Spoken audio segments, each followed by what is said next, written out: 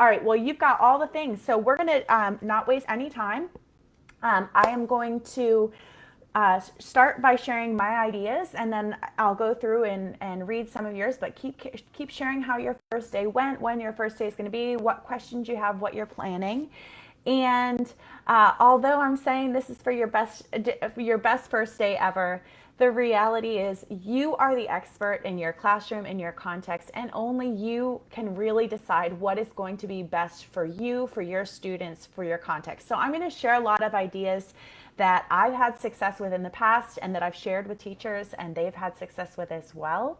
But ultimately, it's up to you to figure out, to try on these ideas, figure out if they're a good fit or if you need to switch them up a little bit. So the first thing that I always talk about, and this idea I learned when I first started teaching. I got this book, The First Days of School by Harry Wong and Rosemary Wong. And sadly, I believe Harry passed away this last year. But this book helped me so much as I was about to start my first year. And one of the tips, the biggest tip, honestly, that I got from this book that I will do forevermore is to assign seating on the first day of school. And here's why. All of us that have been through school have dealt with that awkward, you walk into the classroom and what do? If there are no assigned seats, you've got to figure out like, okay, do I want to sit in the front of the room? Do I want to sit in the back of the room? What kind of message is that sending to my teacher and the other students? Do I want to sit over there by this person? Or do I not want to sit over, what happens if I sit by this person? So it's just hard as a kid to navigate those social politics. On the flip side, perhaps you've been the teacher where you say like, oh, just go in and like stand at the front of the room or stand at the back of the room, like holding your books until I tell you where to sit. Or maybe the teacher has you all sit down and then stand up and reassign the seating. Any way you cut it, not fun.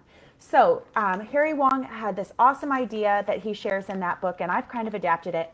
He would use 2 decks of playing cards. He laid down a playing card on every seat in his room, and then he would stand at the classroom with the matching set, and he would hand out cards to kids as they entered the room. Then all they needed to do, if you got the ace of spades, you had to go find with the seat with the ace of spades, and that was your assigned seat.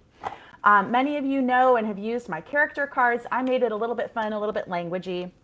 These are French ones, but I made sets of character cards. So I've got a Yeti, I've got a dinosaur, a monster, and then different colors because I wasn't going to come up with 35 different characters. So I have 6 different characters, and then I just copied them on other colors of paper. You put one set down, 1 card on every desk, and then you stand at the door handing out the matching one, and kids go sit down at the pink Yeti, at the blue dinosaur, whatever it is. The best thing, well, other than just kids have a place to go, there's 2 other big benefits. Number 1, it instantly establishes you as the authority in your classroom. Kids don't get to pick their seats. You tell them where to seats because you are the boss in your classroom. The second thing that it does is if you have you ever had a kid in your class who shows up and they're not on your roster? And it's like, well, my name's not on any of the seats because I wasn't on the class, when you made the list an hour ago. It doesn't matter if kids aren't on the list. They still feel like they belong. They still have an assigned place to sit. So that is how I start that out. I did this for the first week of school. And in my case, that was 3 days. And then by the next Monday, I would usually make an assigned seating chart, and when I would assign seats starting Monday. You could do it longer if you want, but that was enough time for me. So, assigned seating, you don't have a classroom. You don't have a classroom yet, or you won't have a classroom? Yikes. I'm curious to know, Ma, what you say about that. So the next thing is, so kids now, they've got a seat, they sit down. Well, don't want them to be sitting idly. Again, you want to set the expectation that there is always something to be done and that you are always the authority. You're always going to be telling them something to do. So have a task on the board for students to do. And if you use our curriculum, we have a slide that is used for the first day of school. We call it a campanada, like a bell, a ring of the bell, a bell ringer, or a clochette in French. And it just says to grab all the papers. So I have all the papers that kids need at the front of the room. So it says grab all the papers, find the seat that matches your card, sit there, and then fill out a name card. So one of the papers that they grab is this name card. They make a little name tent. So they just write their name on this paper. On the back, it has some useful expressions, although honestly, we don't really use them on the first day. But they write their name on this. They can decorate it if they want, so I have markers around. And then now you've got their name. And that, again, is a really important thing, even from the first day, to start calling students by their name. That even if you don't remember it the next day, just that hearing someone pronounce their name, hearing someone say their name, you calling them by name is going to help so much with building relationships and just managing the classroom. Oh, Holly said, because I went deskless, the name tent didn't make much sense. So honestly, you still want to have their names. You could do a name tag. That would be totally fine. Just have them fill out a name if you get someone like the, sticker name tags, and just have every student do one of those. If those are a little bit more money, and like you can get money for photocopying but can't get money for name tags, you could still do this and just have kids kind of set it in their lap. That's a great question.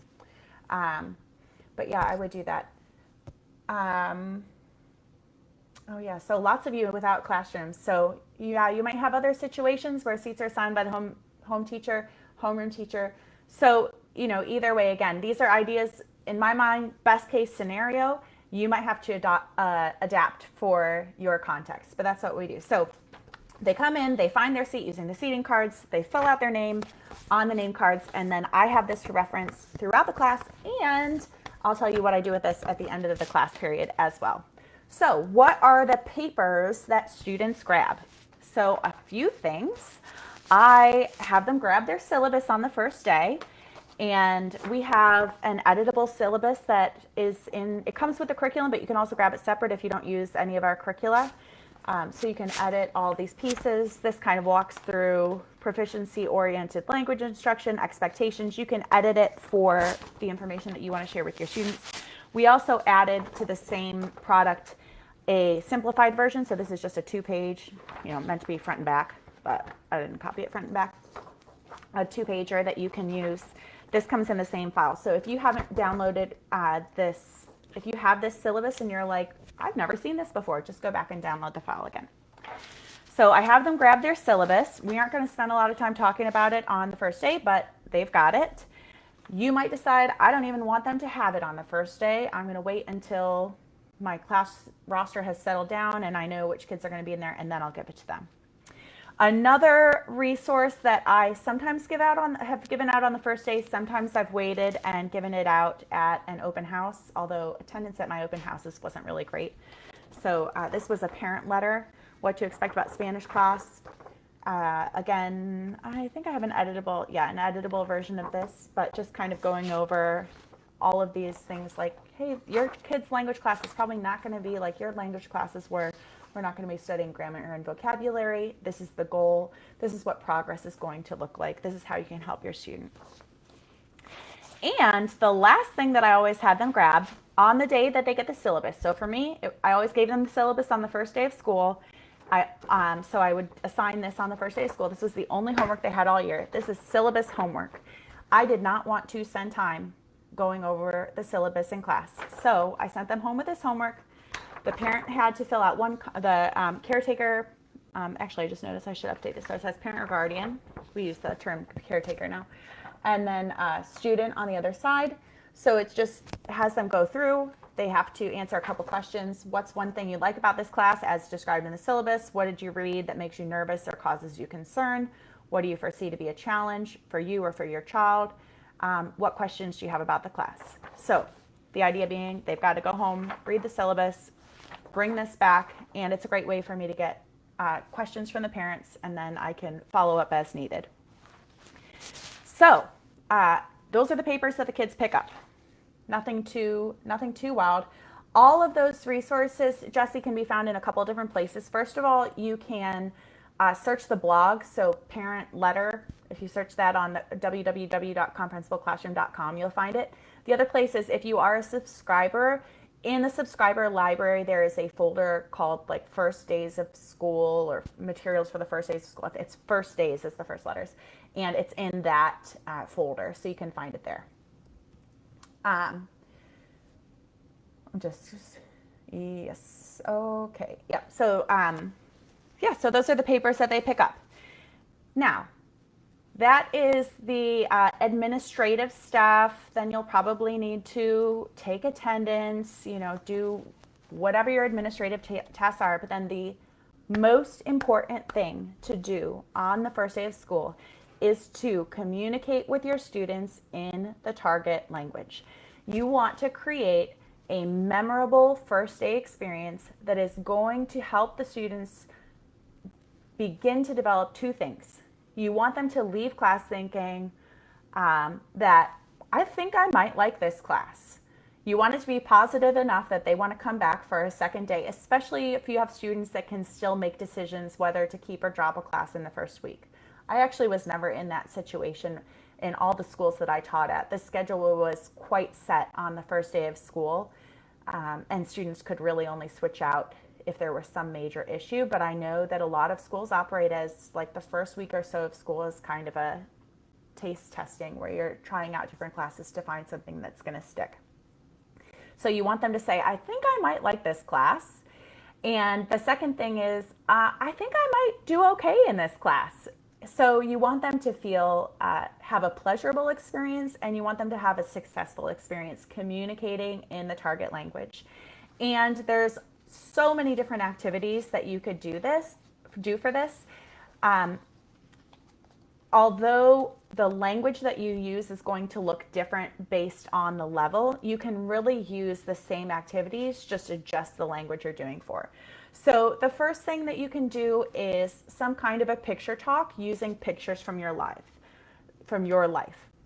So starting to build relationship between you and your students from day one. So show them some pictures of things that you think they might connect with. It could be, if you have children, you could put up a picture of your family. If you have pets, pets are an amazing first day thing. Kids love animals. It could be even like your favorite drink or your favorite coffee mug or your favorite book or a picture of your favorite movie. So anything that you like that is going to help students connect with you. The logo from your alma mater, unless you're going to, even if you're going to an alma mater that's like the arch nemesis of the students there, that's going to be a memorable experience. So put up those pictures, and then if you're in a level 1 class, start out just by identifying what they are in the target language. So you can say the equivalent, target language equivalent of, this is my family. Tell the kids what this is means. So write esto es or esta es on the board and write next to it the definition, this is. Or I was just doing a demo in Latin when I was at Loudoun County this week in Virginia. And so it was hoc est is that this is. So hoc animal est, like this is an animal. So whatever it is, write the target language phrase for this is, and then the English meaning, and then just name what the different objects are. This is my family. This is a drink. This is my favorite drink. This is my college. So you're just saying those things in the target language. If you feel comfortable, to the extent that you feel comfortable, you can ask students if they have those things, if they like those things. So like, this is my pet. Do you have a pet? You might need to establish a meaning for some of those words, but keep it really, really, really simple. Just have a conversation based on those pictures. In an upper level class, you can say many more things because students already will understand a lot. And this is really an opportunity for you to assess, what do your students understand? So test the waters. Make a statement, look at their eyes, see if it seems like they're tracking or not. Make a statement, ask a question to follow up, an either or question, or stop and ask, what did I just say in English? Think, don't say, and then see if kids can answer that question. Because in upper level classes, you have kids coming in from all different places with all kinds of different language class backgrounds. You've got to figure out, where's everyone at? But you can do it with the same thing. If that sounds like a lesson plan that you're interested in, Alicia Cardenas, our director of training, modeled that in a virtual class, a virtual lesson plan a few years ago. So you can go to our blog, www.comprehensiveclassroom.com, look for virtual first day, and you'll be able to find that lesson plan with some follow-up materials. Where to go from there. You could have students bring in pictures, send you pictures for the next day so that you can talk about their things. You could have them draw pictures if you want, but you don't have to. It's just the first day. So just have that pleasurable experience. They get to know you a little bit. You've got a smile on your face, all good. Another thing that you can do on the first day of school is card talk. And this was one of the things that I always did in my classes after the first year. You could totally do it in first year.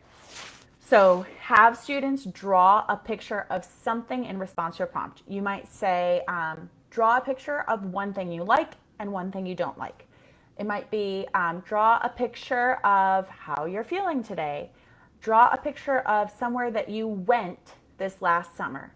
So some kind of a prompt, they draw a quick sketch, and then you're gonna lead a conversation about whatever they draw. So you take one kid's picture and you say like, oh, what is this? And then you ask like, is this a mountain or is this a city? Is this an airplane or is this a boat? So whatever terms, is this an animal or is this a person? So ask questions to get at what is the thing in the picture, and then you can kind of follow up with the student like, oh, okay, this is an animal. And if you need to ask questions in your shared language to clarify, that's totally fine. So you can say, hey, why'd you draw a picture of a bear? And they might say, oh, I went to Yosemite National Park. And then you say, oh, in the target language, porque se fue a Yosemite. So you can switch back into the target language, and that's okay. Trust me, listening to the target language spoken for an entire class period on the first day of school when your emotions are already so heightened, it is so stressful. It is so strenuous. It is so hard. It is so rigorous. So having those brief moments of like little connections in your shared language are going to help bring students down a little bit. I saw this again when I was just in Loudoun County on Thursday. There was a French teacher that was in the front row, and I was doing demos all day, and she was like, man, I was speaking in Spanish. She's like, this is so hard. Like, I'm so tired. And it's like, yes, it is so tiring. It is so rigorous to attend in the target language. Jessie asked a great question. She's like, well, what about students that you've already been teaching for the 2 to 3 years? Well, they don't need to know about you because they probably already know about you. And you probably know a lot about them. So I would just find prompts that maybe are a little bit more specific, like, let's see, what's your favorite place? Like maybe you haven't talked about what their favorite place is, or what's your favorite color. And then you can also do things like 2 truths and a lie. So you could show them 3 pictures or 3 graphics, or you could just say 3 things and then you have them guess what they are, and then they could do the same thing. So say 3 things about their life, and then the class tries to guess which ones are the lies. And give them sentence frames, especially if they're, level 2, level 3. They don't have a ton of language yet, and they've been off all summer. So say like, I like, or I have, or I do, I play, something like that. Give them some frames. So picture talk, so talk about pictures. Card talk, where they draw a picture and then you're describing it. The next idea you can do is this or that. Super simple. You just show them. It takes a little bit of preparation though. You'll want to just go on Canva or some other image website and just find sets of 2 images. So show students groups of 2 things, 2 colors, 2 foods, 2 books, 2 movies, 2 whatever it is. And then you just ask the class to vote. Which one do you prefer? ¿Prefieres esto, este o esto? Este o, like, you can name the thing, or you can just say this or that. Either way. And then they just vote 1 or 2, A or B, A or B. So I'm like trying to decide what language I'm saying this in. And that's a great way to do it because, again, students feel like they're speaking in the target language, and they are communicating in the target language, but they don't have to actually produce any significant utterances. Just saying a letter, a number, or responding like, By pointing either way, it's communication that's happening because they're interpreting what you're saying in the target language. Hunter said, yeah, plan to do this, but call it levántate si. So stand up. So stand up if you prefer this or that. And that's a great way to do it. So stand up so here's the two things. So, stand up if you prefer this, sit down if you prefer that, or take turns. Stand up if you prefer this, now sit down. Stand up if you prefer this. So some more physical response. So you just need sets of 2 images. Communicating in the target language. The next thing you can do is introduce students. So maybe not going into a full-on special person interview. If you've never heard of that before, that's okay. I've got links for you. But maybe just introducing. So ask for a volunteer and introduce the student to the class. So say, oh, what's your name? And they say, Hunter. And you say, oh, Hunter, clase, esta persona es Hunter. This person is Hunter. And then you can use adjectives in our first day, our unit plans for the first unit of Somos, Novice, Unit 1, Vamos, which is our exploratory curriculum, Unit 1, New Som, Unit 1, Sumos, Unit 1. All of those have adjective cards that are ready to go. So you can say, you can describe the person using positive adjectives like creative, artistic, intelligent, energetic, things like that. And just introduce kids by name. You could add something to it, like what color do you like, but you don't even have to do that. Honestly, the first day, I'm sure you experience this every year. You have all these great ideas, but the time just goes so fast because administrative stuff speeds up. Of course, my favorite ever is teaching a song. I love teaching a song on the first day. And if you have the Somos 1 Unit 1 lesson plans, you know Los Pollitos Dicen is the song. In Vamos, we do it a little different. In Vamos, we don't do Los Pollitos Dicen. We do Chocolate, the hand clap, the hand rhyme. And in Nous Sommes, we do Lundi Matin Demain. So that song. And I love it so much because music is just a wonderful feeling. It creates a wonderful, welcoming environment in your classroom. The kids will go home, even if they don't exactly have some of the words, they have the tune in their head. So you have already succeeded at getting your class in their brain. And high school teachers always think, Los Pollitos Dicen, my kids are not going to, my high schoolers will just not. If it's a kid's song, no way. And I tell you, I have not yet met a teacher who has not used that plan on their first day of school at any level and has left being glad that they did, and it was just a total positive experience. So highly recommend doing that. Then, that song is going to become such a nostalgic thing for your students. It's going to take them back to that first moment that they started your class, that they met you, that you started this really fun shared experience in language class together. So Fatima asked a great question. She asked if I discuss expectations on day 1. And honestly, such a great question. I do very little with expectations for the course. I do expectations for what students need to do to engage in the communication we're doing in the moment. So before we jump into having a conversation about the pictures, or before we start doing a card talk or whatever it is, I set the expectations that show me when you don't understand.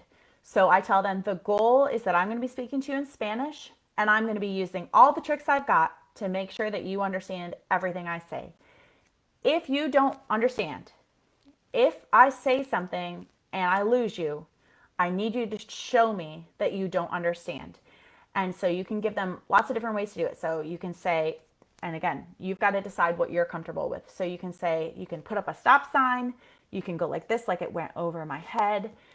You can call out senora or profe or whatever it is. Someone, I guess when I first learned it, it was like this, like making a pounding noise. But then we learned that was maybe a bad gesture in some places. But they need to get your attention, let you know. And then I also always say, If you see someone near you trying to show me that they don't understand, jump in and do it with them. So if you see someone near you going like this, you start doing it too so that I actually see it. And then we practice. So I say, okay, let's practice.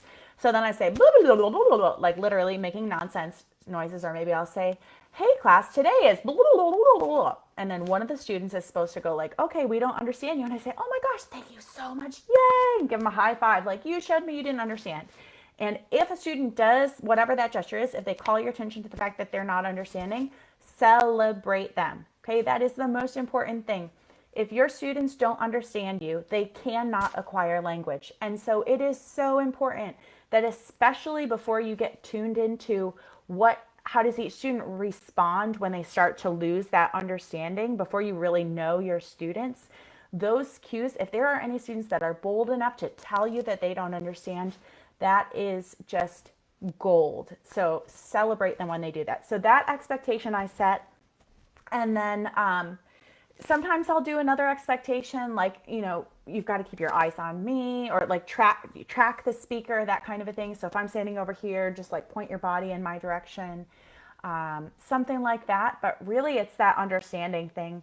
And then, answer all my questions. So if I ask a question, answer the question. You can answer with your body, so thumbs up or thumbs down. You can answer with one word, anything like that. So also let them know that they don't have to answer in a complete sentence. Like, answering with their body is fine. Answering by pointing is fine. So yeah, those two things I would say are the only expectations. I do not like, on the first day of school, going over how is language acquired, or really big what to expect from this class, and like, why is acquisition different from learning. I know some teachers do, and you might be one of them. You've got to make the choice that's best for you. The reason I don't like it is that to me, it feels kind of like teaching grammar before you've taught, before kids have any language in their heads.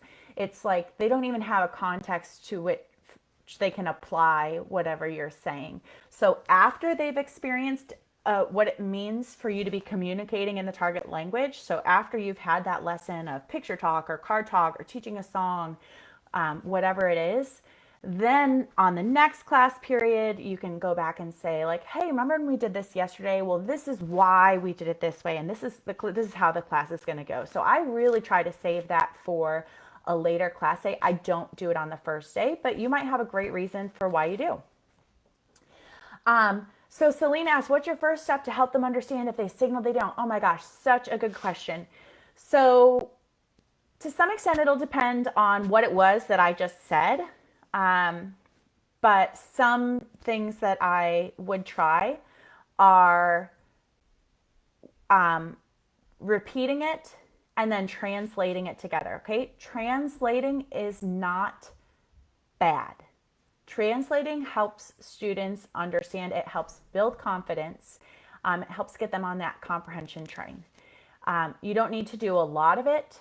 In the first days of school, in level 1, you'll have to do more translation than you do in the next couple of weeks of school, and way more than you would do in upper levels. But just doing something that's going to back up and help them know what each of those words was. I might ask a clarifying question, or I might piggyback that with the translation. So, for example, if I said, hoc animal est, and then a kid was like, oh, I said, okay, hoc animal est. And then I would go back to my board where I have written hoc est, and I would say hoc, and I would point to this, and then I'd say hoc animal, and I'd point to the word animal, or no, I would point to hoc animal est, I would point to est and say is, and then animal. And so I would point to it. So say it again with the processing, and then I would say, think, don't say.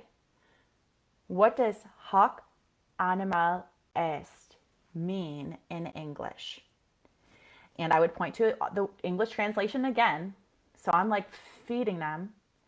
And then I would say, who wants to guess what that means in English? And I would have one student in the class volunteer to say, like, this is an animal.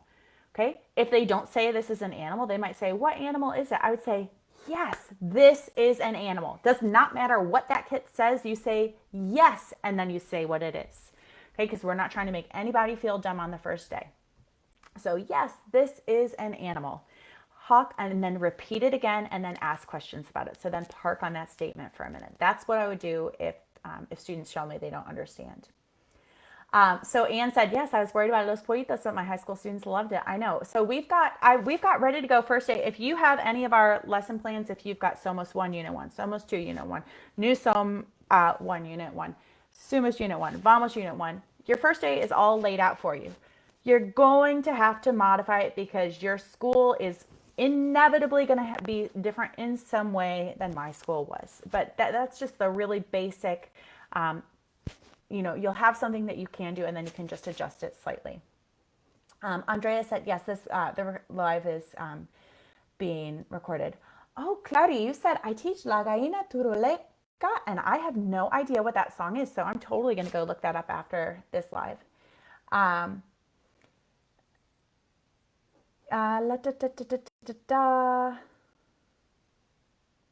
Yeah, so I think I've answered most of the questions. So I am going to leave you there, but oh no, I'm not. Because the last thing that I always do on the first day of school, so when the kids came in, they sat down with their name cards.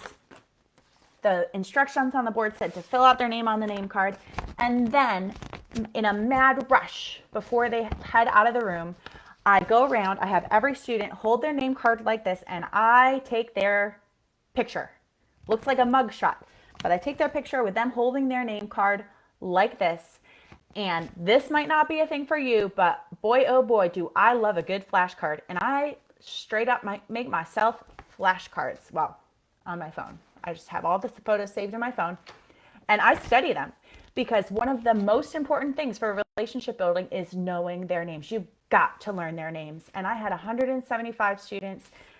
There was no way I was going to learn their names if I was just seeing them, in just a couple days, if I was only seeing them for 45 minutes every, 3 days, and then not for the weekend. So I had them write their name, hold it up, took their picture, and then I quizzed myself. I studied those at home. So on my planning period, whatever, that was like that was my priority first day of school. And then it was really fun too, because now I have all those pictures forever of all my students on their first days.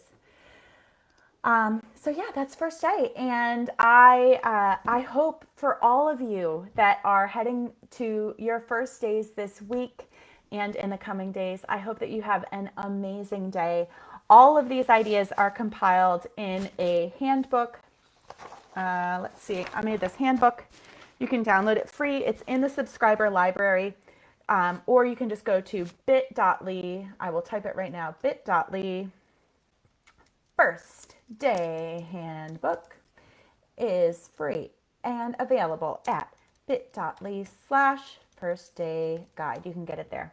And all of the resources are linked in there. For those of you that have already had your first day, if you love the sounds of anything that I went over here, you can go back and you can have a first day again. It's just communication. It doesn't have to happen in sequence. So whatever you've done, you can go back. You can sprinkle these ideas in anytime. And quick little plug, if you are teaching with one of our curricula, so Vamos curriculum, Somos curriculum, please check out, we are running a course, an online course, first time ever for teachers using our curriculum this fall, starting in October, the Somos Acquisition Boot Camp. So we are going to be going over what is teaching for acquisition, what is the goal, how do you do it, and then what are the components of Somos, how can you be successful using Somos. So you can check that out, again, if you go to our blog, www.comprehensibleclassroom.com, and in the training tab, look for Somos Acquisition Bootcamp. We would love for you to join us. Have an amazing week.